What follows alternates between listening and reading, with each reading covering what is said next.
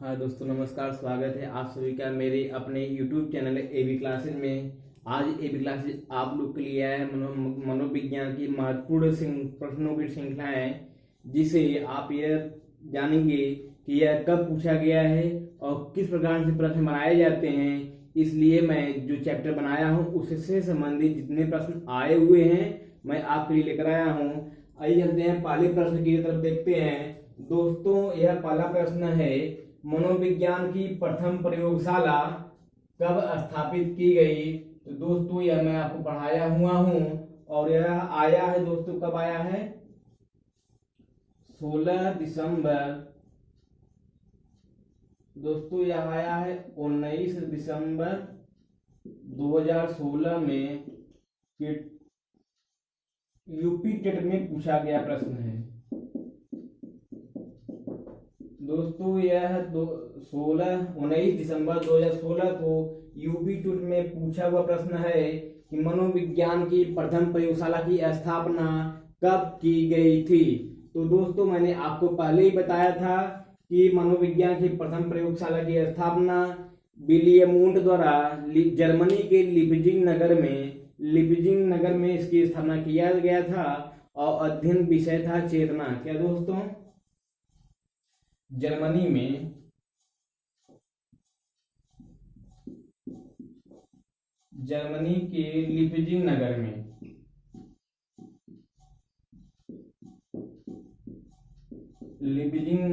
में और दोस्तों कब किया गया था? तो यह 1879 ईस्वी में किया गया था। और दोस्तों, जो अध्ययन का केंद्र था वह थी चेतना। और दोस्त किसके द्वारा किया गया था दोस्तों? तो वह थे विलियम वुंड।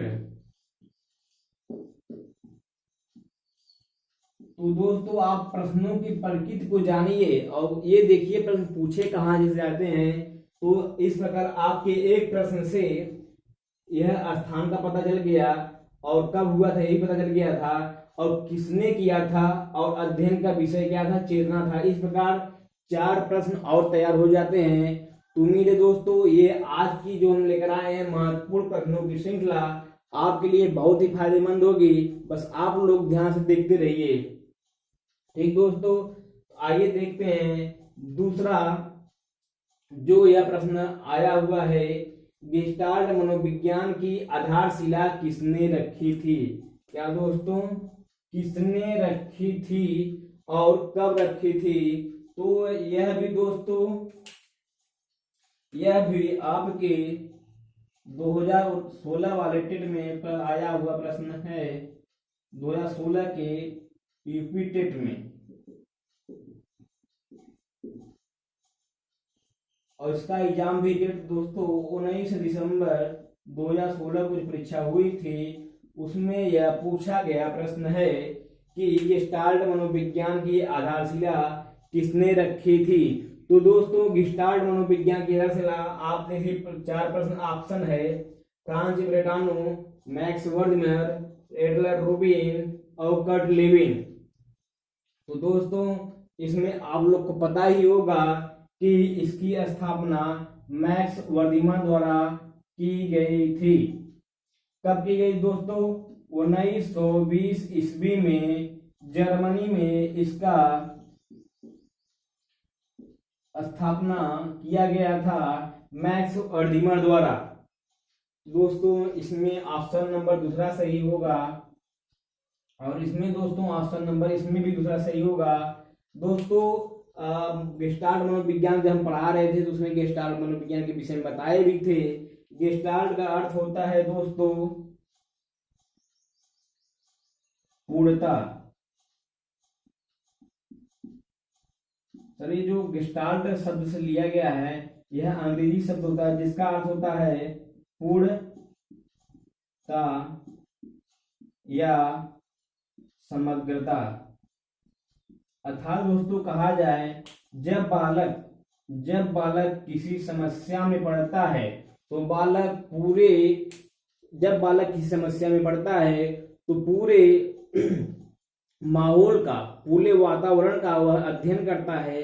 तब उसके अंदर अचानक से उसके मस्तिष्क में उसका रिजल्ट आता है, मतलब आंसर आता है, तो उसे गेस्टाल्ट कहते हैं या समग्रवाद कहते हैं। तो दोस्तों यह मैक्स वर्दिमर द्वारा 1920 ईस्वी में जर्मनी में इसकी आधारशिला रखी गई थी। तो दोस्तों यह दो महत्वपूर्ण प्रश्न थी और यह दोनों 2016 के यूपीटी में पूछा हुआ प्रश्न है। आइए देखते हैं दोस्तों इसके आगे क्रम में और कैसे प्रश्न पूछने जाने की संभावना है।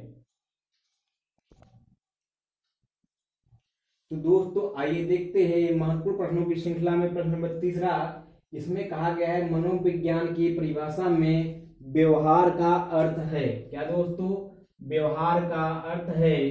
तो जो व्यवहार शब्द है दोस्तों, सबसे पहले विलियम मैकडूगल ने इस शब्द का प्रयोग किया था और जो व्यवहारवाद लेकर आए थे वह थे कौन दोस्तों? जेबी वाटसन। यह 1924 ईस्वी में लाए थे।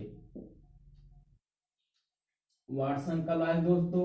1924 ईस्वी में मतलब लाए थे। इनकी जो 1924 ईस्वी में इनकी एक किताब लिखी गई थी व्यवहारवाद। तो दोस्तों व्यवहारवाद जो इनकी किताब थी उसी में व्यवहार शब्द का प्रयोग किए थे और 1924 ईस्वी में इन्होंने व्यवहार शब्द का प्रयोग किया था, उसी में व्याख्या किया था। तो उसमें मनोविज्ञान व्यवहार शब्द का अर्थ क्या है तो उन्होंने बताया था दोस्तों, जेबी वाटसन ने कहा था कि एक बालक की एड़ी से लेकर चोटी तक किया गया सभी बाहरी प्रक्रियाएं उसका व्यवहार कहा जाता है दोस्तों। तो इस प्रकार इनके इस प्रश्न में बाहरी कार्यवाही और प्रक्रियाएं, यही ऑप्शन सही होगा दोस्तों। ऑप्शन नंबर तीसरा, बाहरी कार्यवाही और प्रक्रियाएं व्यवहार कहा जाता है जेबी वाटसन द्वारा, और इन्हीं द्वारा जो व्यवहारवाद ले आया गया है और इन्होंने व्यवहार को अत्यधिक महत्वपूर्ण माना है।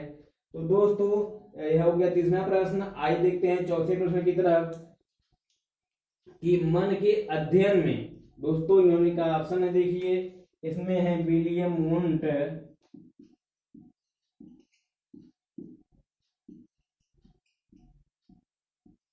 विलियम जेम्स,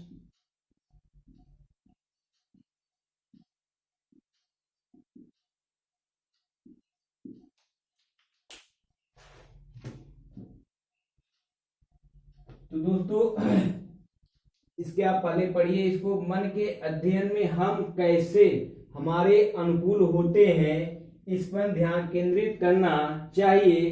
कौन मनोवैज्ञानिक इस परिभाषा से सहमत हैं तथा वह कौन से मनोवैज्ञानिक थे जो मन का अध्ययन करते थे कि तो सबसे पहले दोस्तों बता दें मन का जो विज्ञान लेकर आए थे वह विलियम वुंट लेकर आए थे, लेकिन उस समय समर्थक विलियम जेम्स कर रहे थे। लेकिन जब वाद आता है बाद में तो दोनों का विचार अलग अलग हो जाता है दोस्तों।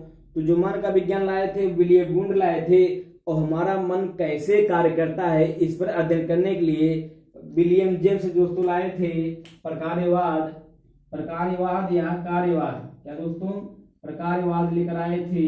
उसमें उन्होंने कहा है कि हमें हमारे मन के किस प्रकार कार्य करता है उस पर अध्ययन करना चाहिए। तो जो दोस्तों इसका सही ऑप्शन होगा वह सही ऑप्शन नंबर दूसरा, बी ऑप्शन सही है कि हमें उस पर अध्ययन करना चाहिए कि हमारा मन या मस्तिष्क किस प्रकार कार्य करता है। तो यह थी दोस्तों आज के 4 महत्वपूर्ण प्रश्न जिसका अध्ययन करने के पश्चात आपको लगेगा कि किस प्रकार से प्रश्न पूछे जाते हैं, तब प्रश्न पूछने की प्रकृति क्या होती है। आज के लिए बस इतना है दोस्तों, अगली श्रृंखला कल लेकर आएंगे। तब तक लिए बेस्ट ऑफ लक, बहुत बहुत धन्यवाद।